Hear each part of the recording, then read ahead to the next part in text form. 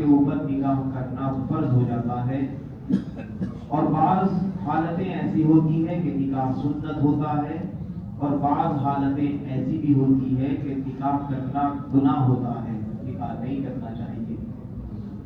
خیر، اس کے بعد اللہ رب العزت نے 5ویں پارے کے شروع میں وَالْمُحْصَنَاتُ مِنَ النِّسَاءِ إِلَّا مَا مَلَكَتْ أَيْمَانُكُمْ، ان آیتوں میں اللہ رب العزت نے عورتوں کے لیے یہ حکم دیا کہ تم صرف ایک مرد سے نکاح کر سکتے ہو، یعنی ایک وقت میں ایک مرد کے نکاح میں رہ سکتی ہو، برخلاف مرد کے کہ مرد اگر چاہے استطاعت رکھتا ہو، گنجائش رکھتا ہو، تو ایک وقت میں 4 نکاح کر سکتا ہے، لیکن عورت کے لیے جائز نہیں۔ الا ما ملکت ایمانکم، اس زمانے میں ایک اور شکل یہ تھی کہ باندیوں کا بھی زمانہ تھا، لونڈیے جس کو باندی کہا جاتا ہے ان کا زمانہ تھا۔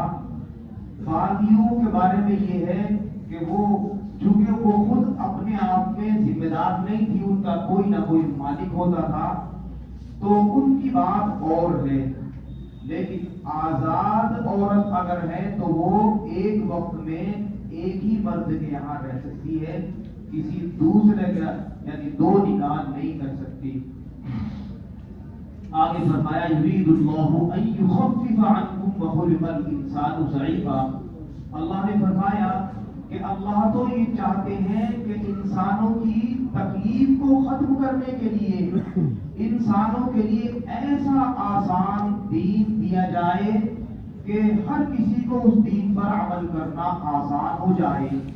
اللہ رب العزت نے انسان کے اوپر جتنی چیزوں کو فرض کیا ہے وہ انسان کی طاقت کو دیکھ کر فرض کیا ہے، یعنی ایسا نہیں ہے کہ کوئی چیز انسان کی طاقت سے زیادہ ہے اور وہ اس کے اوپر فرض ہے۔ فرض کرو ایک انسان 5 وقت کی نماز پڑھ سکتا ہے، اللہ نے فرض کر دی، یعنی کوئی انسان اس میں عذر پیش نہیں کر سکتا کہ ہم سے 5 وقت کی نماز نہیں پڑھی جائے گی، کوئی عذر پیش نہیں کر سکتا۔ ہاں، اپنی غفلت سے کوئی انسان ساری زندگی چھوڑتا رہے، اس کا گناہ اس کو مرنے کے بعد معلوم ہو جائے گا۔ ایسے ہی اللہ رب العزت نے انسان کے اوپر حج کو فرض کیا ہے۔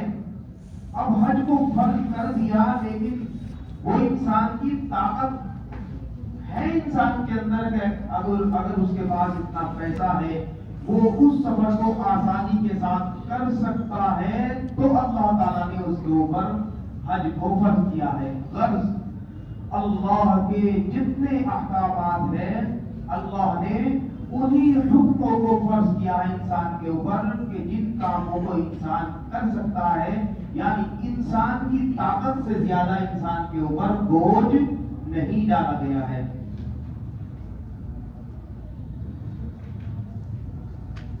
آگے فرمایا یا ایھا الذین آمنوا لا تأکلوا اموالکم بینکم بالباطل، کہ تم آپس میں ناحق کسی کا مال نہ کھاؤ۔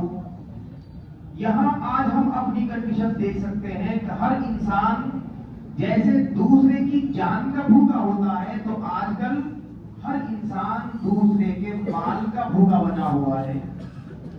دوست اور بزرگوں، اللہ رب العزت نے ہر کسی کی تقدیر لکھ دی ہے، اور کسی انسان کو اس کی تقدیر سے زیادہ نہیں مل سکتا ہے۔ ہاں، کبھی کبھی انسان اپنی تقدیر میں لکھے ہوئے مال کو لینے میں جلدی کرتا ہے، اب جب جلدی کرتا ہے تو وہ ناحق طریقے سے وہ مال اس کو مل جاتا، لیکن حقیقت میں اگر یہ صبر کرتا اور اللہ کی ذات پر یقین رکھتا تو جو مال اس نے ناحق وصول کیا ہے وہ اس کو جائز طریقے پر ضرور ملتا۔ اسی لیے حضور پاک صلی اللہ علیہ وسلم نے ارشاد فرمایا کہ ہر انسان جب تک وہ اپنے مقدر کا رزق حاصل نہیں کر لے گا جب تک وہ مر نہیں سکتا۔ تو یہ تو اللہ کا نظام ہے، تو اس لیے ہم قرآن کریم پر عمل کریں کہ ہم کسی کا ناحق مال ہرگز نہ کھائیں، بلکہ اپنی تقدیر میں جتنا مال اللہ نے لکھ رکھا ہے بس اس تقدیر پر راضی رہے۔ آگے فرمایا وَاعْبُدُوا اللَّهَ وَلَا تُشْرِكُوا بِهِ ہوں وبالوالدین احسانا. یہ فرمایا کہ اے لوگوں اللہ کی عبادت کرو.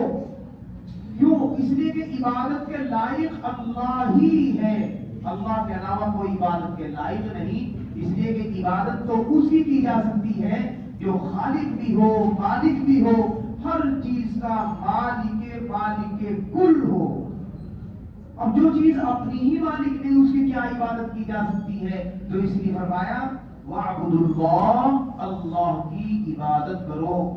وَلَا تُشْرِكُوا بِهِ، اور عبادت کوئی آسان، کوئی ہلکی ولکی نہیں، بلکہ ایسی عبادت ہونی چاہیے کہ اللہ کے ساتھ اس عبادت میں کوئی شریک نہ ہو. یہاں تک فرمایا کہ ریاکاری بھی نہ ہو. کیوں؟ اس لیے فرمایا کہ اگر کسی عمل کے اندر ریاکاری ہوتی ہے تو اللہ تعالیٰ اس عمل کو قبول ہی نہیں کرتے، بلکہ قیامت کے دن جب انسان اللہ کے سامنے آئے گا اور اپنے اعمال دکھائے گا، ہر وہ عمل جس کے اندر ریاکاری ہوگی اللہ تعالیٰ فرما دیں گے کہ یہ تو ہم نے تمہارا دنیا ہی میں مردود کر دیا تھا، تم نے دکھلاوے کے واسطے کام کیا تھا، جاؤ جسے تم نے اپنا عمل دکھایا انہی سے اس کا اجر لے لو. آگے فرمایا وَبِالْوَالِدَيْنِ إِحْسَانًا، اللہ کے والدین کے ساتھ احسان کا معاملہ کرو، بھلائی کا معاملہ کرو. آج ہم اپنے مسلم سماج کی، مسلم برادری کی اگر حالت دیکھیں تو نہ جانے کتنے گھر ایسے ہیں جو اپنے والدین کے ساتھ حسن سلوک نہیں کرتے، اور حسن سلوک ہی نہیں بلکہ ان کو چین سے جینے بھی نہیں دیتے، ان کو ہر طرح سے تکلیف پہنچانے کی اور پریشان کرنے کی کوشش کرتے رہتے ہیں. یاد رکھیے ماں باپ کا حق اللہ رب العزت نے اتنا بڑا رکھا ہے. یہ فرمایا کہ اگر تم یہ جاننا چاہتے ہو کہ ہم سے ہمارا اللہ راضی ہے یا ناراض ہے تو بس اپنے ماں باپ کو دیکھ لو کہ یقینی طور پر سچے دل سے وہ ہم سے راضی ہے یا ناراض ہے. بس اسی کنڈیشن سے پہچان لو.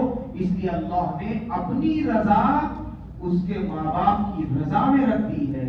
اس لیے میرے بھائی بزرگوں، بعض گھرانوں میں ہم لوگ کیا ہوتا ہے کہ اپنے گھر کی خواتین کے کہے میں اتنے زیادہ آ جاتے ہیں کہ اپنے ماں باپ کو پسے پشت ڈال دیتے ہیں، ان کی تعظیم نہیں کی جاتی، ان کا کما حق ہو حق ادا نہیں کیا جاتا.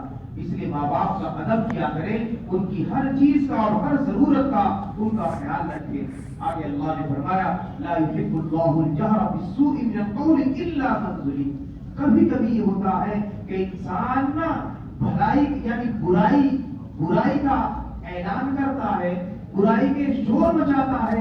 یعنی کسی کے ساتھ اگر کوئی بات ہو جاتی ہے تو اب اس برائی کا انسان اعلان کرتا ہے، شور مچاتا ہے، غیبتیں کرتا ہے. اللہ نے صاف فرمایا کہ ہمیں یہ بات پسند نہیں، بلکہ آج تم اگر کسی کا عیب چھپاؤ گے تو کل قیامت کے دن جبکہ تم اپنے عیبوں کے چھپانے کی ضرورت مند ہوگے، محتاج ہوں گے، یعنی اللہ تعالیٰ تمہارے قیامت کے دن تمہاری پردہ پوشی فرمائیں گے. آج ہمارا معاشرہ یہ ہے کہ اگر صرف یہ نہیں کہ کسی کی بات چھپانا ہے بلکہ لوگوں کو ذلیل کرنے کے لیے ان پر بے جا تہمتیں باندھی جاتی ہے، بے جا الزامات لگائے جاتے ہیں اور ہر طرح سے اس کو پریشان کرنے کی اور اس کو ذلیل کرنے کی کوشش کی جاتی ہے. الا من ظلم، مگر یہ فرمایا کہ اگر کسی کے ساتھ ظلم ہو تو اس ظلم کو چھپانا نہیں بلکہ اس ظلم سے بچنے کے لیے لوگوں کو بتاؤ کہ میرے ساتھ یہ ظلم ہو رہا ہے. کیوں؟ اس لیے کہ ظلم کا برداشت کرنا بھی یہ ظلم ہوتا ہے. حضرت امیر المؤمنین عمر فاروق رضی اللہ تعالیٰ عنہ کا زمانہ ہے اور مصر کے اندر آپ کے حکم سے ایک آدمی کو بادشاہ بنا دیا گیا، گورنر بنا دیا گیا. اب گورنروں کے جو ٹھاٹ ہوتے ہیں وہ ظاہر سی بات ہے. معاملہ یہ ہوا کہ گورنر کا ایک بیٹا تھا، اس کو گھوڑ سواری کا شوق تھا. ادھر آس پاس میں ایک غریب بچہ تھا، وہ بچہ بھی گھوڑے پر سواری کر رہا تھا. دونوں میں ریس لگ جاتی ہے. ادھر بادشاہ کا بچہ اپنا گھوڑا بھگا رہا ہے، ادھر یہ غریب کا بچہ گھوڑا بھگا رہا ہے. اب یہ تو اپنے اپنے ہنر ہوتے ہیں. غریب کا بچہ اس ریس میں جیت جاتا ہے. اب ظاہر سی بات ہے بادشاہ کا بچہ ہے, گورنر کا بچہ ہے, اسے کچھ شرمندگی محسوس ہوئی, اس نے اس بچے کو پکڑا اور اس کی پیٹھ پر ڈنڈی بجا دی, یہاں تک کہ اس کی کمر کو لال کر دیا. اب وہ بچہ تھا اپنے گھوڑے کو لیتا ہوا روتا ہوا اپنے گھر آیا, وہ اپنے والد کو اپنی کمر دکھائی, والد کو دیکھ کر غصہ آیا اور اس کا ہاتھ پکڑا اور یہ کہا چلو گھوڑی پر بیٹھو. اب بچہ کہنے لگا کہ بادشاہ صاحب اور والد صاحب آپ کیا کر رہے ہو, کہ چلو یہ ظلم سہنے کا زمانہ نہیں ہے بلکہ یہ عمر فاروق کا زمانہ ہے. والد نے یہ بات کہی اور مصر سے مدینہ منورہ حضرت امیر المومنین عمر فاروق رضی اللہ تعالیٰ کی خدمت میں رات کے وقت پہنچے. انصاف کا زمانہ تھا, آج کل یہ چاپلوسی کا اور چمچا گیری کا زمانہ نہیں تھا. امیر المومنین کا رات کے وقت میں کنڈی کھٹکھٹائی, امیر المومنین آرام فرما رہے تھے. خادم نے کہا کہ آپ تو سو رہے ہیں, یہ کہا کہ جاؤ امیر المومنین سے کہو کہ انہیں سونا نہیں, بلکہ جب ظلم بڑھ جاتا ہے تو پھر بادشاہ سوتے نہیں ہیں بلکہ بادشاہ جاگتے ہیں. چنانچہ امیر المومنین آئے, یہ کہا اس آدمی نے کہ تم سو رہے ہو اور تمہاری رعایا میں ظلم ہو رہا ہے, دیکھو میرے بچے کی کمر, تمہارے بھلا گورنر نے, مصر کے گورنر کے بچے نے میرے بچے کو اس قدر مارا کہ میرے بچے کی کمر لال کر دی. ساری بات وہ بتائی گئی. حضرت عمر فاروق رضی اللہ تعالیٰ نے اپنے فوراً 2 آدمی دوڑائے اور یہ کہا کہ فوراً اس گورنر کو گرفتار کر کے لایا جائے. چنانچہ وہ لائے گئے, اس کے بچے کو بھی لایا گیا, مجلس لگائی گئی, سب کے سامنے اس بچے کو اس کو مارا گیا, بدلہ دلوایا گیا اور وہ جو گورنر کی گورنری کو ختم کر دیا گیا, اس کے لباس کو اتار لیا گیا اور اس کو ڈانٹ کا لباس پہنایا گیا. یہ انصاف تھا صحابہ کرام رضی اللہ عنہم کے زمانے میں. آج لوگ ظلم سہتے ہیں لیکن حق کے لیے اپنی آواز کو بلند نہیں کرتے. کیوں؟ اس لیے کہ خوف اس قدر ہے کہ آپس کا اتحاد ایسا بکھرا ہوا ہے کہ ہر انسان ڈرتا ہے بولتے ہوئے کہیں میری مصیبت نہ آ جائے. تو میرے دوست بزرگوں, قرآن کریم کے حکم سے یہ پتہ لگتا ہے کہ اگر آپ ناحق ظلم کو سہتے رہو گے تو آپ مظلوم نہیں بلکہ آپ خود ظالم ہو. اس لیے میرے دوست بزرگوں, ہمیں قرآن کریم سے کچھ عبرت حاصل کرنی چاہیے اور اپنے